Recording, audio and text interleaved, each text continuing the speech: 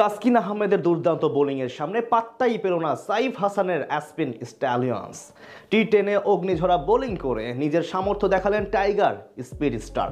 বিপরীতে ব্যাট হাতে প্রায় 140 স্ট্রাইক রেটে ব্যাটিং করেন সাইফ, কিন্তু শেষ মুহূর্তে তার ভুলেই কপাল পড়ে ফ্র্যাঞ্চাইজিটির। তাসকিনদের বিপক্ষে সাইফদের এমন লড়াইটা নিয়ে বাকিটা জানবো রিপোর্টে। প্রথম ম্যাচে তাসকিনরা পারেনি কোয়েটা ক্যাভলরির সাথে।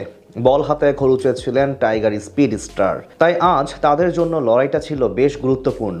অন্যদিকে প্রথমবারের মতো এই ম্যাচ দিয়ে টি10-এ আনুষ্ঠানিকভাবে অ্যাসপিন স্ট্যালিয়ন্সের জার্সি গায়ে অভিষেক হয় সাইফ হাসানের।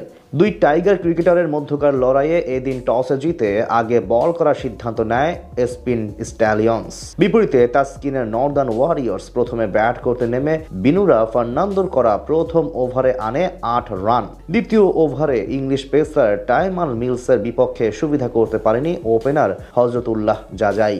3 রান দিয়ে ওই ওভারে আফগান এই ব্যাটারের উইকেট তুলে নেন মিলস। তৃতীয় ওভারে জোহাইর ইকবালের প্রথম 2 বলে 10 রান নিয়ে দারুণ শুরু করেন ক্যারিবীয় বিগ হিটার জেসন চার্লস।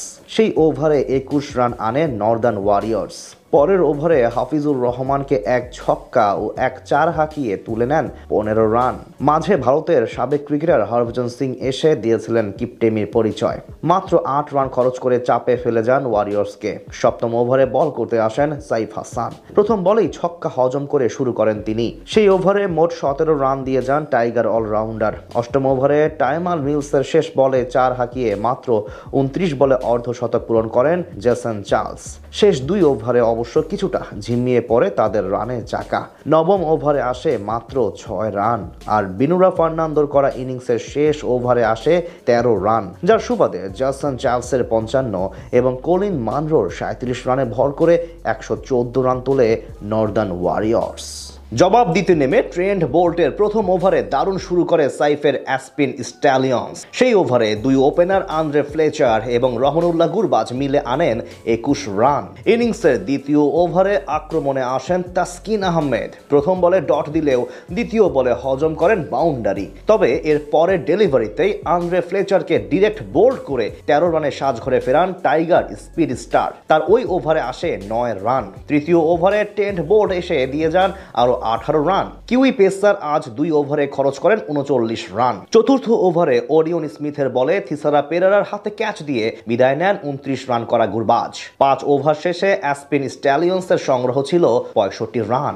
ষষ্ঠ ওভারে ব্যাটিং করতে আসেন সাইফ হাসান। প্রথম 3 বলে 3 রান নেন তিনি।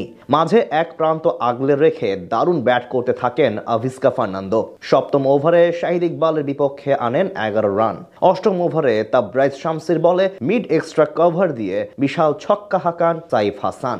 ওই ওভারে আসে 14 রান। নবম ওভারে আবারও বল করতে আসেন তাসকিন আহমেদ। এবার প্রথম বলে আউট করেন 20 বলে 33 রান করা আভিস্কা ফার্নান্দোকে। ওই ওভারে দেন 12 রান। শেষ ওভারে অ্যাসপিনের লাগতো 8 রান। দশম ওভারে ডাহানির বলে 15 রান করে আউট হন সাইফ। এরপর আর সুবিধা করতে পারেনি অ্যাসপিন স্ট্যালিয়ন্স। ফলে জিতে যায় তাসকিনদের নর্দার্ন ওয়ারিয়র্স।